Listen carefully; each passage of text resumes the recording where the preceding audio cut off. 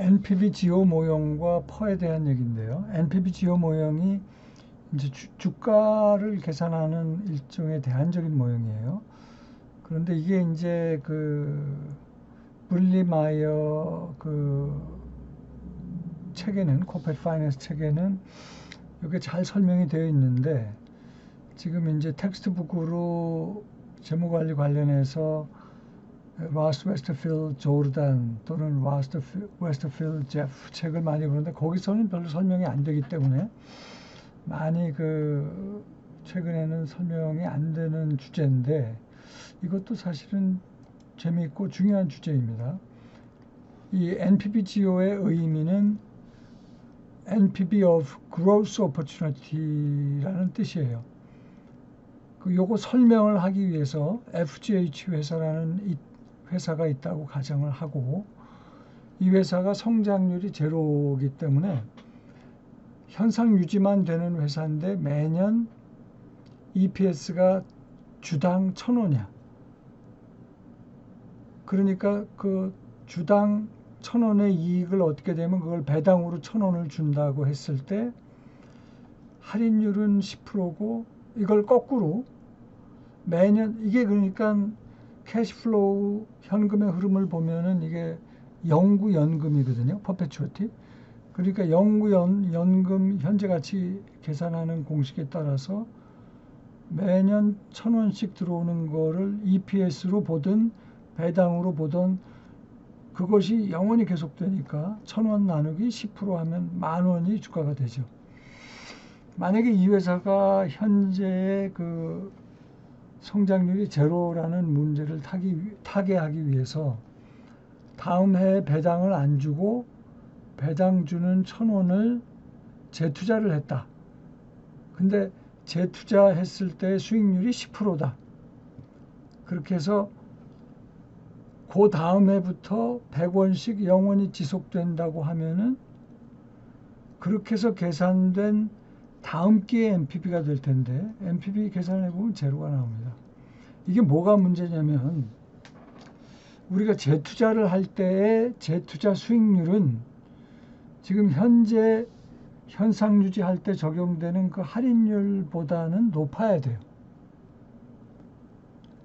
그렇게 되면 만약에 더 높은 수익률을 얻는 재투자 기회가 있다고 가정을 했을 때 주가는 이게 지금 그 주당 주가입니다. 주당 주가는 현상 유지하는 부분 이게 주당 EPS죠. 현상 유지하는 부분은 EPS 나누기 할인율이고 이 NPV 지호는 주당 NPV 지호입니다. 재투자를 해가지고 현상 유지하는 것보다 더 큰 수익을 얻는 부분의 NPV 순현재 가치는 별도로 계산될 수가 있다. 그거를 합하면 전체 주가가 나온다는 얘기죠. 이걸 예제를 가지고 설명을 할 수가 있는데요. 지금까지 설명했던 예제와 같은 예제입니다. 같은 예제인데 지금 FGH 회사가 회사 차원에서는 1억 원을 벌어들이는데 주식수가 10만 주니까 주당 EPS는 1,000원이 되는 거죠. 그러니까 똑같은 회사예요. 그러니까 이거를 이 NPV 지호 모형을 가지고 주가 계산을 하면 현상 유지할 때 EPS는 1,000원, 할인율은 10%. 그래서 이 파트가 10,000원이 되고 NPV 지호는 그로잉 오퍼추니티가 없으면 제로가 될 텐데 그로잉 오퍼추니티가 있다고 가정을 해보죠. 그러면은 이 회사에서 다음 기회에 배당을 주지 않고 지금 시점은 제로고 1 시점이 있고 2 시점이 있고 이렇게 쭉 계속되는데 이때 주당 1,000원의 EPS가 생기는데 요거를 배당으로 주지 않고 재투자를 하면 그 다음 기부터 2,100만 원의 추가이익이 생겨. 추가이익이 계속적으로 생겨요. EPS가. 그러니까 요거를 10만 주로 나누면 다음 기회 배당 1,000원을 안 해주고, 자, 그 NPV 지호인데 그 시점을 완 시점에 NPV 지호를 계산을 해보자고요. 그러면 그 값은 1 시점에 1,000원 돈이 나가고, 그 다음에 타임 2 시점에 210이 계속 들어오는데 이것이 영원히 지속된다는 거 아니에요. 그죠? 할인율은 10%라고 넣고. 그러면 결국 이걸 계산하는 거란 말이에요. 이걸 계산하는데 요 값이 2100이니까 타임 1 시점에서 100을 빼주면 요 값이 1100이 된단 말이에요. 그죠? 요 재투자 기회가. 그것을 현재 시점으로 계산한 NPV 지호는 타임 1 시점에서 1100이 되니까 1100 나누기 1 플러스 0.1이 되죠. 1 플러스 0.1이면 그 값이 얼마예요? 그 값이 1000이죠. 그러면 이게 1000이고 이것은 10,000이고 따라서 현재 주가가 11,000원이 되는 거죠. 오케이? 그러니까 NPV 지호를 가지고 이 그로잉 오퍼튜니티가 있는 경우 21%의 수익률을 다음 기에 배당을 안 하고 재투자했을 때 그 다음 기부터 계속 들어온다고 했을 때는 주가가 10,000원이 아니라 11,000원으로 올라가는 거예요. 이렇게 1,000원만큼 올라가는 이유는 NPV 지호가 1,000원만큼 올라가는 이유는 이런 그로잉 오퍼튜니티를 활용했기 때문인데 이거를 똑같은 문제를 배당 모형으로도 풀 수가 있어요. 배당 모형으로 계산하면 자 보세요. 1, 2, 3 이렇게 배당이 계속된다고 그럴 때 다음 기회 배당이 있습니까? 없습니까? 없죠. 왜? 배당 안 하고 재투자했으니까 제로예요. 근데 2기부터는 원래 있었던 배당 원래 현상 유지하는 배당이 1,000원이고 그 다음에 재투자해가지고 이 그로잉 오퍼튜니티를 활용해서 추가 배당이 나오는 게 1,000원 더하기 210원이니까 1,210원이란 말이에요.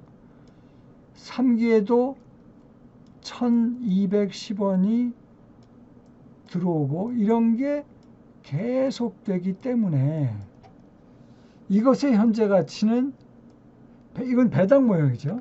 이것의 현재 가치는 타임 1 시점에서 현재 가치를 구하면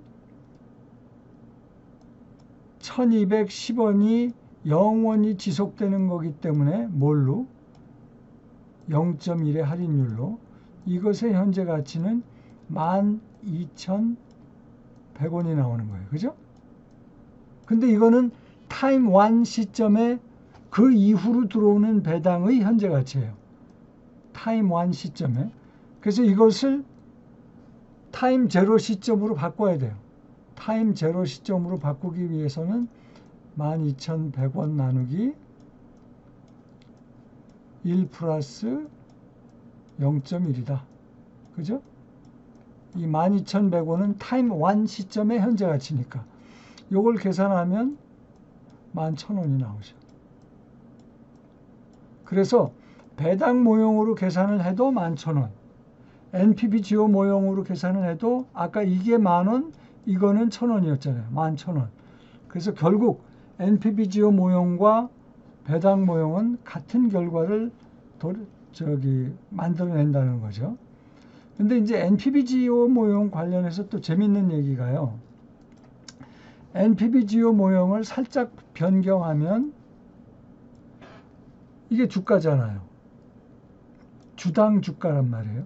주당 주가 나누기 EPS 하는 것이 그러니까 이 A식을 왼편 오른편식을 다 EPS로 나누면 왼편식은 퍼가 된단 말이에요. 퍼. 그죠? 주당 주가 나누기 EPS가 PER, 퍼 레이쇼. 이게 퍼란 말이에요.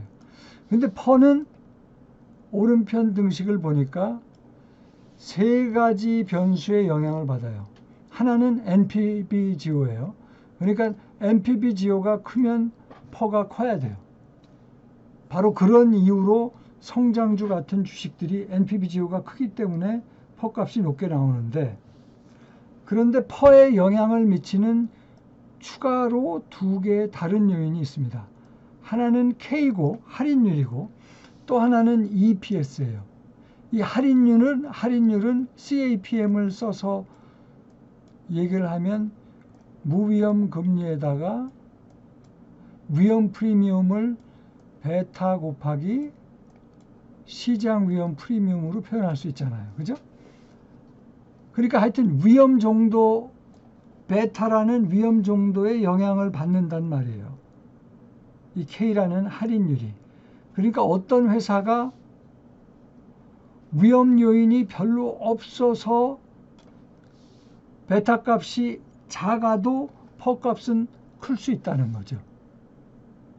그러니까 성장 기회랑 상관없이 위험 요인이 작아서 베타 값을 작게 만들고 그러면 퍼 값이 클 수 있다. 이게 하나고, 두 번째는 EPS에도 영향을 받는데, 이 EPS는 회계 방식에 따라서 보수적인 방식으로 그 회계 방식을 따를 경우 EPS가 작게 나올 수가 있어요.